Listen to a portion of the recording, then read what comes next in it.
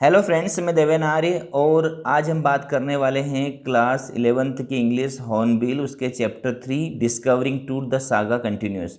इस चैप्टर का पिछला पार्ट यानी कि पार्ट 1 हम कर चुके हैं, जिसमें हमने देखा था कि राजा टूट होते हैं जो सिर्फ 19 वर्ष की आयु में ही मर जाते हैं। और राजा टूट की मृत्यु उनके मरने के बाद भी बहुत याद की जाती है, क्योंकि वो बहुत बड़े शाही परिवार, मिस्र के बहुत बड़े राजघराने के अंतिम वारिस थे। तो लगभग 3000 वर्ष पूर्व उनकी मृत्यु हो जाती है। लेकिन उसके बाद सबसे पहले 1922 में, है ना, हावर्ड कार्टर ने, जो कि एक ब्रिटिश आर्कियोलॉजिस्ट थे, उन्होंने उनकी कब्र को, उनके मकबरे को ढूंढा और पता लगाया कि उनके मकबरे के साथ उनकी जो कब्र थी उसमें बहुत सारा सोना, है ना, रखा गया था। क्योंकि मिस्र में ऐसी परंपराएं चलती आ रही है कि जो राजा होते हैं उनकी जो ममीज होती हैं, जो उनके शव होते हैं, उनकी जो मृत्यु हो जाती है उसके बाद में भी उनका जो ज़रूरी सामान होता है वो सारा उनकी, है ना, कब्र में, उनके ताबूत में, कफन के साथ में रखा जाता है। उसी प्रकार राजा टूट के साथ भी रखा गया था। और जो हावर्ड कार्टर थे उन्होंने उनको ढूंढा था। इसके बाद में सन 2005 में जाही हवास नाम के, है ना, एक मिस्र के ही पुरातत्व विभाग के अधिकारी थे, उन्होंने वापस उस मम्मी को निकाला और मम्मी को निकालने के बाद उसका सीटी स्कैन किया और पता लगाने की कोशिश की कि आखिर राजा टूट की मृत्यु क्यों हुई और कैसे हुई, है ना। तो ये रोचक कहानी हम पढ़ रहे थे। इसका अगला पार्ट अब हम इस वीडियो में करने वाले हैं। अब तक हमने, है ना, बहुत सारी चीज़ें इसमें कवर कर ली थी। अब देखते हैं। हमने देखा था कि जो वैली ऑफ किंग्स होती है, जहाँ पर सभी राजाओं की ममीज होती है, वहाँ पर से ही राजा टूट की ममी को निकाला गया था और उसका इन्वेस्टिगेशन किया जा रहा है। अब हम बात करेंगे यहाँ से इन एज डिफेंस। अब जैसे ही हावर्ड कार्टर ने क्या किया था, हावर्ड कार्टर ने उनकी जो ममी थी उसके ऊपर बहुत सारा जो है सोना, एक रेजिन से, जब उनका अंतिम संस्कार किया गया था तो रेजिन से बहुत सारा सोना चिपका हुआ था। उसे हावर्ड कार्टर ने 1922 में खरोच कर निकाला था। खरोच कर ने कुछ ऐसे इंस्ट्रूमेंट का उपयोग किया होगा कि उनकी मम्मी को, है ना, थोड़ा सा नुकसान कर दिया था। तो अब सभी लोग बोल रहे थे कि हावर्ड कार्टर ने इनकी मम्मी के साथ छेड़खानी की है। तो हावर्ड कार्टर की सोच क्या थी, सुन लेते हैं। In his defence Carter really had little choice. अपने डिफेंस में यानी कि अपनी रक्षा में हावर्ड के पास में बहुत ही कम विकल्प थे। यानी हावर्ड अपने आप को सही साबित करता है, इसके लिए उसके पास कम विकल्प थे। If he hadn't cut the mummy free, और उसने कहा कि यदि वहाँ काट कर मम्मी को सोने से अलग नहीं करता, मम्मी यानी कि शव को सोने से अलग नहीं करता, तो thieves most certainly would have circumvented the guard. तो जो चोर लुटेरे होते हैं वो निश्चित रूप से बड़े आराम से गार्ड को सर्कमवेंटेड कर सकते हैं। सर्कमवेंटेड का अर्थ होता है धोखा देना, है ना, या धता बताकर उस जो है उस मम्मी के ऊपर से सोना चुरा ले जाते। And ripped it apart to remove the gold, और उसे चीर देते और सोना अलग कर लेते। तो हावर्ड कार्टर ने अपने पक्ष में क्या सफाई दी, उन्होंने कहा कि यदि मैं सोने को निकाल कर अलग नहीं करता तो चोर लुटेरे इस सोने को निकाल कर अलग ले जाते और इसकी जो मम्मी थी, इसकी जो बॉडी थी, उसको चीर फाड़ देते। चलिए अब आगे क्या होता है। In Tut's time the royals were fabulously wealthy. Tut के समय में, राजा टूट के समय में जो राजा होते थे वो फैबुलसली यानी कि बहुत अत्यधिक धनवान होते थे, वेल्दी होते थे। एंड दे थॉट और होप्ड, और वे ऐसा सोचते थे और ऐसी उम्मीद करते थे, they could take their riches with them, कि वो जब मरेंगे तो उनके साथ अपनी रिचेस यानी कि अपना धन संपदा भी ले जा सकते हैं। यानी राजाओं की ऐसी सोच थी कि वो मरने के बाद भी सारा सामान अपने साथ ले जा सकेंगे, स्वर्ग या नरक में जहाँ भी हो जाएंगे। तो इनकी सोच के कारण उनके साथ क्या रखा जाता, बहुत सारा सोना वगैरह रखा जाता था। For his journey to the great beyond, King Tut was lavished with glittering goods. उनकी जर्नी यानी कि जब वो मर गए उसके बाद में उनकी जो यात्रा शुरू हुई, है ना, मरने के बाद की जो यात्रा थी, उसके लिए किंग टूट वाज लेविश्ड, राजा टूट को लेविश्ड किया गया। लेविश्ड यानी कि बहुत ज़्यादा, है ना, उनको, उनके साथ ऐसी चीज़ रखी गई। लेविश्ड का अर्थ होता है कि बेहिसाब क्या रखा गया, ग्लिटरिंग गुड्स, चमकने वाली चीज़ें रखी गई। प्रीसियस कॉलर्स, है ना, जो कॉलर मफलर वगैरह होते हैं बहुत ही महंगे वाले, वो रखे गए जो राजा वगैरह पहनते हैं। इनलेड नेकलेस, बहुत, है ना, सजावटी हार रखे गए उनके साथ में, जैसे आप देखते हैं राजा महाराजा हार वगैरह पहनते थे। एंड ब्रेकलेट्स, ब्रेकलेट्स का अर्थ होता है कि जो भी उनके कंगन वगैरह, जैसे राजा भी कंगन ही पहनते थे, ऐसा नहीं कि महिलाएं आजकल कंगन पहनती है, पहले के जो राजा वगैरह होते थे वो भी सोने के कड़े वगैरह पहनते थे। तो ये सारी चीज़ें रखी गई, साथ में रिंग्स, अंगूठियाँ रखी गई, एम्यूलेट्स रखे गए। एम्यूलेट्स का अर्थ होता है ताबीज़, है ना, सोने वगैरह के जो ताबीज़ होते हैं जो आपको बुरी नज़र वगैरह से बचाते हैं, वो भी रखे गए। ए सेरेमनियल एप्रोन, एप्रोन होता है एक बहुत ही बड़े समारोह में उनको एक एप्रोन किसी ने गिफ्ट किया था, एप्रोन यानी कि एक कवच होता है, वो भी सोने का था, वो भी रखा गया। सैंडल्स रखे गए। Sets for his fingers and toys, sets का अर्थ होता है कि उनकी उंगलियों में जो अंगूठियों के ऊपर जो सजावट की जाती थी, जो हीरे वगैरह लगाए जाते थे, वो सारी चीज़ें उनके साथ रखी गई। And the now iconic inner coffin and mask, और साथ में एक बहुत ही आइकॉनिक, आइकॉनिक यानी कि बहुत ही ज़्यादा प्रतिष्ठित बेजोड़ एक कॉफिन, कॉफिन का अर्थ होता है कफन, उसमें उनको लपेटा गया और उनके साथ में मास्क भी रखा गया। ऑल ऑफ प्योर गोल्ड, और सारी चीज़ें किसकी थी? प्योर गोल्ड की, यानी कि शुद्ध सोने की सारी चीज़ें रखी गई थी। तो आपने देखा कि राजा टूट के साथ में, है ना, उनकी कब्र में, है ना, कितनी सारी महंगी और अनमोल बेशकीमती चीज़ों को रखा गया था। टू सेपरेट टूट फ्रॉम हिज एडोर्नमेंट्स, एडोर्नमेंट्स का अर्थ होता है आभूषण।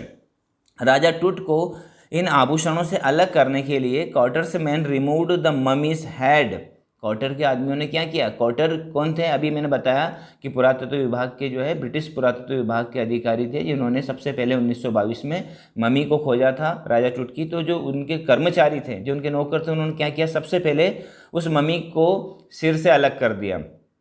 And severed nearly every major joint, और सारे जॉइंट उनके अलग अलग कर दिए, हाथ और पैर के, तब जाके सोना उन्होंने निकाला। वंस दे हैड फिनिश्ड, और जब एक बार उन्होंने अपना पूरा काम खत्म कर लिया, तो they resembled the remain on a layer of sand in a wooden box with padding that conceal the damage the bed where Tut was rest. जब उन्होंने अपना सारा काम निपटा लिया, तो वापस उसको रीअसेंबल्ड कर दिया, यानी वापस उन टुकड़ों को जोड़ दिया, है ना। और कहाँ पे जोड़ दिया? एक लेयर ऑफ सैंड, बालू जो होती है ना, उनके जो वुडन लकड़ी का एक बॉक्स था, उसमें थोड़ी सी उन्होंने बालू रेत भरी, और उस बालू रेत की एक लेयर के ऊपर उन सारे टुकड़ों को रखा, और उनको कैसे तैसे करके मैनेज करके उन्होंने सील दिया। With padding that conceal the damage, और उस डैमेज को छुपाने के लिए, उस डैमेज के ऊपर पर्दा डालने के लिए कि इस मम्मी के साथ छेड़खानी की गई है, और रख दिया उस बॉक्स के अंदर द बेड वेयर टूट नाउ रेस्ट, और कहाँ पे रखा उसको? अभी भी टूट की मम्मी जहाँ पे रखी है वहाँ पर टूट को आराम करने के लिए रख दिया। ठीक है, तो कार्टर ने क्या किया? सोना कैसे अलग किया? बॉडी के सारे पार्ट्स को अलग अलग कर दिया, सोना खरोच कर निकाल लिया, और उसको व्यवस्थित वैसा का वैसा एक बॉक्स में रेत के ऊपर जमा दिया। ठीक है, आगे बढ़ते हैं। Archaeology has changed substantially in the intervening decade, focusing less on treasure and more on the fascinating detail of life and the intertwining mystery of death. अब आर्कियोलॉजी में क्या हुआ है? आर्कियोलॉजी में 1922 से लेकर आज तक बहुत ज़्यादा चेंजेस आ चुके हैं। सब्सटेंटली का अर्थ होता है कि किसी प्रकार से देखा जाए तो चौंकाने वाले, है ना, चेंजेस आ चुके हैं। इन द इंटरवेनिंग डिकेड, इस अवधि में यानी इन दशकों में, फोकसिंग लेस ऑन ट्रेजर, अब आर्कियोलॉजी क्या करती है? पैसे के ऊपर, ट्रेजर के ऊपर या खजाने के ऊपर फोकस नहीं करती है। And more on the fascinating detail of life and intertwining mystery of death, वो सिर्फ किसके ऊपर फोकस करती है कि इस मम्मी की मृत्यु कैसे हुई होगी, किस हालात में हुई होगी, इन चीज़ों के ऊपर ज़्यादा फोकस करती है। पहले आर्कियोलॉजी किसके ऊपर फोकस करती थी कि राजा महाराजा की जो कब्र वगैरह होती थी उसमें कितनी संपदा है, कितना धन है, क्या क्या चीज़ें हैं, ये सब देखती थी। लेकिन अब इस चीज़ को बदलकर आर्कियोलॉजी ने क्या किया है? अपना जो पूरा सिस्टम चेंज कर दिया है कि मिस्ट्री को, रहस्य को सुलझाने की कोशिश करते हैं। It also uses more sophisticated tools, और वो बहुत ही ज़्यादा सफिस्टिकेटेड टूल्स यानी कि बहुत जटिल औजारों का इस्तेमाल करते हैं, इंक्लूडिंग मेडिकल टेक्नोलॉजी। किसका इस्तेमाल करते हैं वो? मेडिकल टेक्नोलॉजी का इस्तेमाल करते हैं। इन 1968, more than 40 years after quarters discovery, अब 1968 में, कॉटर ने 1922 में खोज की थी, उसके लगभग 40 वर्ष के बाद में वापस क्या किया गया? An anatomy professor x-rayed the mummy, एक एनाटॉमी के प्रोफेसर ने उस ममी का क्या किया? एक्सरे किया। यानी लगभग, है ना, कार्टर के जो डिस्कवरी हुई थी उसके लगभग 40 वर्ष के बाद में एक और जो है प्रोफेसर आए एनाटॉमी के, उन्होंने उसका जो है एक्सरे किया। एंड रिवील्ड, रिवील्ड का अर्थ होता है जाहिर किया, उजागर किया, क्या चीज़? स्टार्टलिंग फैक्ट, स्टार्टलिंग यानी कि बहुत ही रोचक तथ्य उन्होंने बताए कि बीनीथ द रेजिन, रेजिन जो गोंद था उसके नीचे, दैट केक से चेस्ट, जिसने उनकी चेस्ट को, है ना, केक करके यानी जमा के रख दिया था, his breastbone and front ribs are missing, उनकी छाती की हड्डियाँ और उनकी पसलियाँ मिसिंग। तो उन्होंने क्या बताया कि उनकी जो छाती की है ना हड्डियां सामने की और उनकी जो पसलियां होती है वो नहीं है, कॉटर ने हो सकता है कि इनको तोड़ दिया है। Today diagnostic imaging can be done with computed tomography और सीटी, यानी आज के समय में जो डायग्नोस्टिक इमेजिंग होती है, जो डायग्नोस्टिक प्रतियां ली जाती है, एक्सरे वगैरह किए जाते हैं, वो किसके द्वारा किए जाते हैं? कंप्यूटेड टोमोग्राफी के द्वारा किए जाते हैं, जिसे हम शॉर्टकट में सीटी स्कैन कहते हैं। by which hundred of X-ray in cross section are put together like slice of bread to create a three dimensional virtual body। और इस सिटी स्कैन में क्या होता है, 100 ऑफ एक्सरे यानी 100 प्रकार की जो एक्सरे मशीन होती है वो एक साथ क्रॉस सेक्शन, आप देख सकते हैं इस प्रकार से क्रॉस सेक्शन करती है, और एक साथ जिस प्रकार जो ब्रेड की स्लाइस कटी होती है बारीक बारीक, उसी प्रकार वो किरणें शरीर में प्रवेश करती हैं और लगभग 3 तरह से हमारी जो है डायमेंशनल वर्चुअल बॉडी को क्रिएट करती है। यानी कि 3 बॉडी हमारे शरीर को लगभग 3 शरीर में विभाजित करके 3 लेयर वर्चुअल बॉडी यानी कि एक आभासी शरीर हमारा बना देती है वो एक्सरे किरणें सिटी स्कैन के द्वारा। What more would a CT scan reveal of tooth than the X-ray। What more यानी जब सिटी स्कैन किया गया तो हो सकता है कि जो पहले सारी चीज़ें टूट के बारे में जानी गई थी उनसे भी ज़्यादा चीज़ें अब रिवील हुई होगी, उजागर हुई होगी। And could it answer two of the biggest question still lingering about him, और क्या सिटी स्कैन के द्वारा उन 2 महत्वपूर्ण प्रश्नों का उत्तर मिल गया था जो अभी भी लिंगरिंग कर रहे थे ना, अभी भी जमे हुए थे। पहला क्वेश्चन था हाउ डिड ही डाई, उनकी मृत्यु कैसे हुई, and how old was he at the time of his death, और जब उनकी मृत्यु हुई तो उनकी उम्र क्या थी। क्या इन दोनों प्रश्नों का उत्तर सिटी स्कैन के द्वारा चल पाएगा? अब आगे बढ़ते हैं। King Toots demise was a big event, demise का अर्थ होता है उनकी मृत्यु। जो किंग टूट की मृत्यु थी वो बहुत ही बड़ी घटना थी, इवन बाय रॉयल स्टैंडर्ड, सभी राजाओं के लिए भी बहुत बड़ी घटना थी।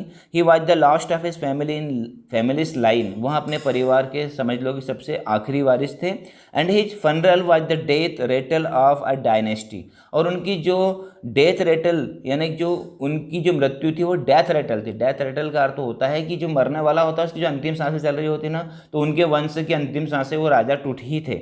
But the particulars of his passing away and its aftermath are unclear, लेकिन जो particulars of his passing away यानी उनकी जो मृत्यु हुई थी उसका जो रहस्य था है ना, वो अभी भी क्या था? अनक्लियर था। अनक्लियर यानी कि अभी भी पता नहीं चल पाया था, उसका परिणाम क्या था कुछ भी समझ में नहीं आ रहा था।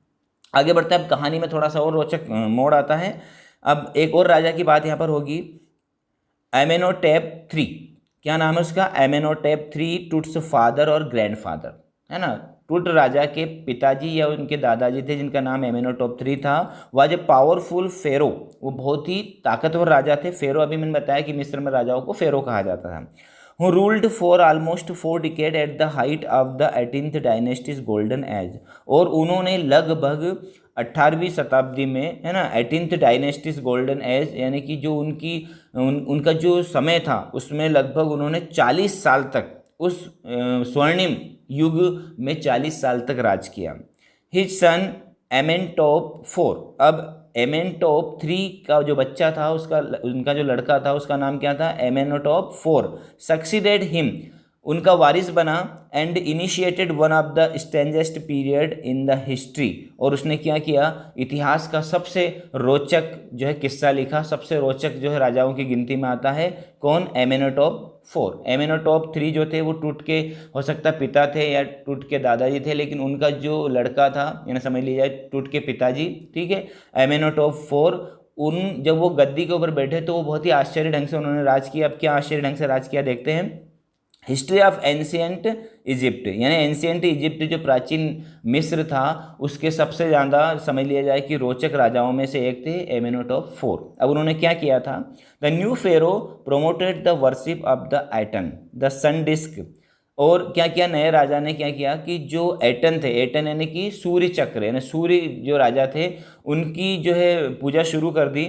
चेंज हिज नेम टू एखेनेतन और सर्वेंट ऑफ द एटन, और अपना नाम क्या कर लिया? अखेनेतन, यानी लास्ट में क्या आ रहा है आप देख सकते हैं ATEN यानी एटन। एटन यानी होता है सूर्य, है ना, सूर्य का चक्र, तो अपने नाम के आगे क्या लगा लिया उन्होंने? अखेनेटन।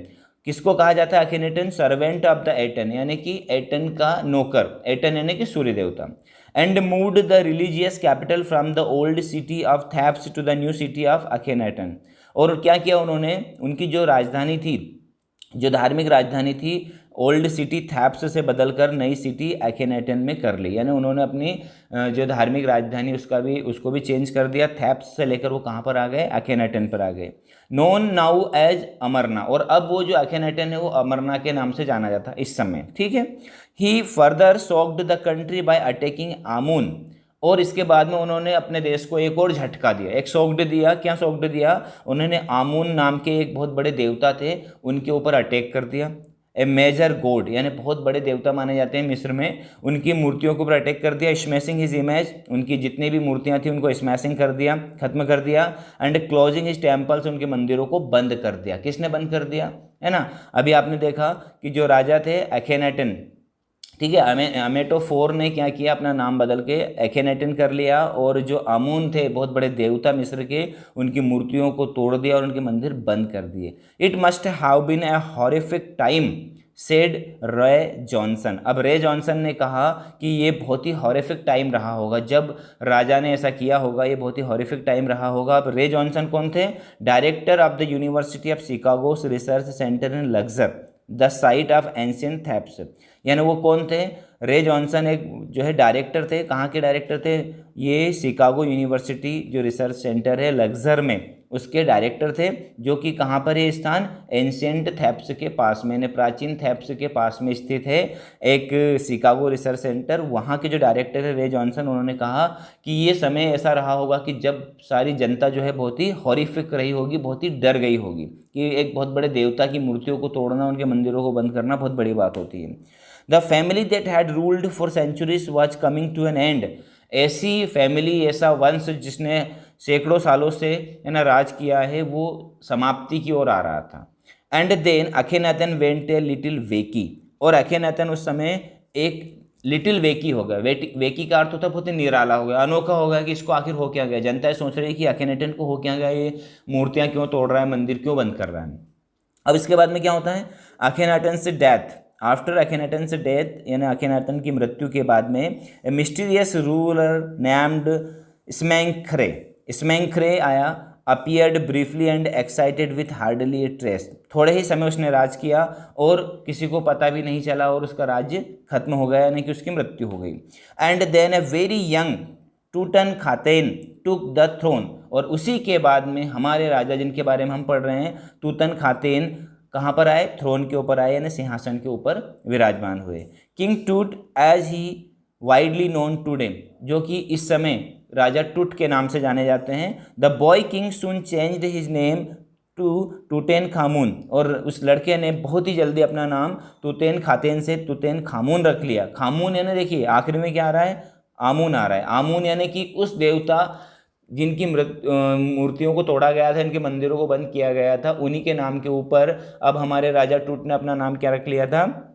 टूतन खामून, लिविंग इमेज ऑफ आमून, यानी आमून जो देवता थे उनकी जीवित प्रति। And oversaw a restoration of the old ways, और उन्होंने सोचा कि मैं रिस्टोरेशन करूंगा। रिस्टोरेशन यानी जो पुरानी परंपरा चली आ रही थी उन्हीं को चलाऊंगा। जिसने आमून के मंदिरों को तोड़ा, मैं फिर से आमून के मंदिरों को बनाऊंगा, फिर से उनकी पूजा शुरू करूंगा। ही रिगेन्ड फॉर अबाउट 9 ईयर्स, और उन्होंने रिगेन किया यानी कि राज किया लगभग 9 साल। एंड देन डेड अनएक्सपेक्टेडली, और अप्रत्याशित रूप से, जिसकी उम्मीद ना की जा सके, है ना, उनकी मृत्यु हो गई सिर्फ 9 साल के अंदर, जिनके बारे में हम इस समय पढ़ रहे हैं। Regardless of his fame and the speculation about his fate, उनके नेम और फेम यानी उनके जो भाग्य और जो शोहरत के अनुसार ही टूट is one mummy among many in Egypt, यानी टूट वह पहली, है ना, बहुत सारी ममीज होती है इजिप्ट में, बहुत सारी जो है शव होते हैं, लेकिन उनमें से पहला था। हाउ मैनी, कितने होते हैं किसी को पता नहीं, no one knows. The Egyptian mummy project which began an inventory in late 2003, क्या हुआ? एक इजिप्शियन की जो ममी हुई थी 2003 में, एक ऐसा प्रोजेक्ट लाई, है ना, मिस्र की सरकार, कि जितनी भी ममीज़ होती हैं उनका क्या किया जाए, इन्वेंट्री, उनकी लिस्ट बनाई जाए। जैसे हमने अभी कहा कि मिस्र के राजाओं की सभी ममीज़ को संरक्षित रखा गया था, तो मिस्र सरकार ने 2003 में सोचा कि जितनी भी ममीज़ हैं उन सभी को जो है एक लिस्ट बनाई जाए। हैज़ रिकॉर्डेड ऑलमोस्ट 600 और सो far and is still counting, यानी कि अभी तक लगभग 600 ममीज़ की लिस्ट बन चुकी है और अभी भी काउंटिंग यानी कि उनकी गिनती चालू है। द नेक्स्ट फेज, अगले चरण में scanning the mummies with a portable CT machine donated by the National Geographic Society and Siemens. और अगले चरण में क्या किया जाएगा, जितनी भी ममीज़ हैं उनकी स्कैनिंग की गई। स्कैनिंग यानी कि सीटी स्कैन के द्वारा उनकी स्कैनिंग की गई, और स्कैनिंग मशीन किसके द्वारा डोनेट की गई थी, National Geographic Society and Siemens के द्वारा। Its manufacturer king Tut is one of the first mummy to be scanned. और सबसे पहले किस ममी की स्कैनिंग की गई थी, राजा टूट की। ठीक है। In death as in life moving regally ahead of his countrymen, जिस प्रकार मृत्यु में वो सबसे आगे थे, सबसे ज़्यादा उनकी मम्मीज़ को याद किया जाता है कि इनकी मृत्यु कैसे हुई, उसी प्रकार सिटी स्कैन में भी उनकी ही मम्मी सबसे आगे रही, सबसे पहले उन्हीं की सिटी स्कैन की गई। तो फ्रेंड्स, आज की वीडियो में इतना ही। आपको वीडियो कैसा लगा, लेसन समझ में आ रहा है? आई होप मेरी तरफ से 100% दिया जा रहा है, आपको भी समझ में आ ही रहा होगा लेसन। यदि वीडियो अच्छा लग रहा है, मैं इसका तीसरा पार्ट बनाऊंगा और उसमें हम पूरे लेसन को समाप्त कर देंगे। तो यदि आपको वीडियो अच्छा लग रहा है तो प्लीज़ लाइक कीजिएगा, कमेंट कीजिएगा, दोस्तों में शेयर कीजिएगा और डीपली इसकी स्टडी कीजिएगा। क्योंकि थोड़े से डिफिकल्ट वर्ड्स इसमें यूज़ हो रहे हैं, लेकिन आप हम थोड़ा थोड़ा पढ़ रहे हैं, हर पार्ट में कुछ कुछ पढ़ रहे हैं, तो आपको आसानी से समझ में आ रहा होगा, मेरे को उम्मीद है। मिलते हैं अगले वीडियो में, तब तक के लिए थैंक यू वेरी मच।